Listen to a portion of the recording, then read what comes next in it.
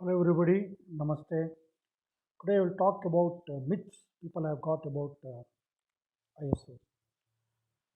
Many of us think that ISO is more of a documentation job. We need to do a lot of documentation in ISO. We need to do a lot of manuals, check sheets, procedures, etc., etc., etc.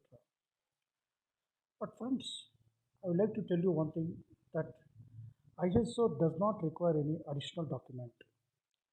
You can still manage with the existing documents with some modification if required.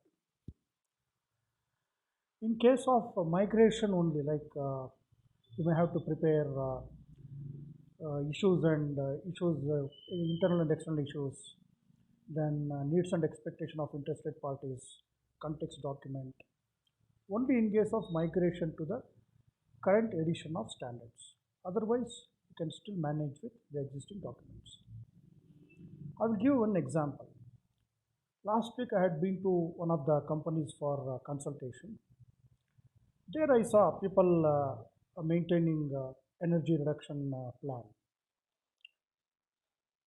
Cost department or costing department is maintaining one set of documents for energy reduction, and environment section is maintaining one set of documents for energy reduction.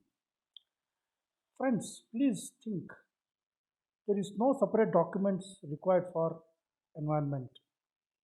You can still utilize the document available with finance department for making EMPs. There is no issues. Only we want logical calculations for the Kaizens what they have declared. That's it. Apart from that, we will still accept the finance document if it is as a got a logical calculation. And one thing may be there in finance document, the representation may be in terms of dollars per unit or rupees per unit. In case of environment, it may be kWh. But still, two units can be maintained in single document. Friends, this is one example where document can be eliminated by in a company. But still, there are many lot of area where documentation can be eliminated in a company. It may be practiced in one or other way in other departments.